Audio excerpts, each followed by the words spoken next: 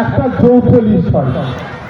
যেমন Indian army তথা defence কেন্দ্রের লিস্টে থাকে, ইন্ডিয়ান রেল কেন্দ্রের লিস্টে থাকে, আবার শিক্ষা যৌথ লিস্টে থাকে, অর্থাৎ শিক্ষা ব্যাপারটাকে রাজ্য কেন্দ্র মিলে পরিচালনা করবে। লিস্ট মানে কে পরিচালনা করবে, কার ক্ষমতা বেশি থাকবে। ইন্ডিয়ান আর্মিতে বা ইন্ডিয়ান রেলে রাজ্য কি মাথা মারতে পারে না, কারণ ওটা কেন্দ্রের লিস্টে আছে। আর জমিটা রাজ্যের লিস্টে হয়।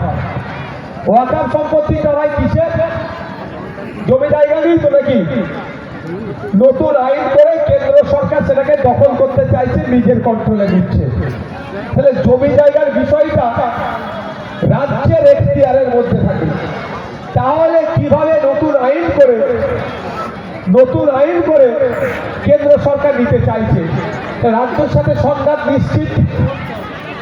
এই রাজ্যের সাথে যখন সংঘাত নিশ্চিত, তাহলে কেন্দ্র সরকারের বিরুদ্ধে আর্টিকেল 131 সামনে রেখে সুপ্রিম কোর্টে আমাদের রাজ্য সরকার কেন মামলা করলো না?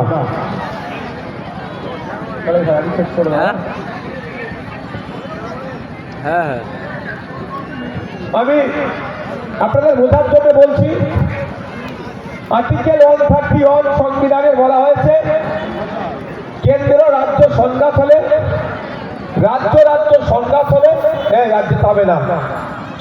একটা লাইট লাগাতে পারো না মধ্যিখানে এখন। রাজ্য সংঘাত হলে তাহলে সমাধানের জন্য সুপ্রিম কোর্টে যাওয়া যায়, সেটা সংবিধানের মধ্যে উল্লেখ আছে 131 নম্বর অনুচ্ছেদে। তাহলে কেন্দ্র সরকার যখন জমিগুলো কেড়ে দিতে চাইছে, তার বিরুদ্ধে দাঁড়ানো দরকার ছিল মমতা ব্যানার্জি। তার পরিবর্তে মমতা ব্যানার্জি কি করলো? জমিটা যাতে কেড়ে নেয় তার রাস্তা দেখিয়ে দিল। একইভাবে 2023 সালে আদিবাসীদের জঙ্গলের যে অধিকার কেন্দ্র সরকার সংশোধনীর মাধ্যমে কমিয়ে দিল। সেইখানে মোদীজির বন্ধুদের দরকার পড়েছে বলে 100 কিলোমিটার জঙ্গলের, 100 মনে পড়ছে জঙ্গলের পরিসীমা কমিয়ে দিল। ওখানে আমাদের জায়গা করবে মোদীজির বন্ধুরা, সেই জন্য সেটাও আমাদের রাজ্য সরকার চুপি সারে মেনে নিল। এখানেও বিরোধিতা করার দরকার ছিল।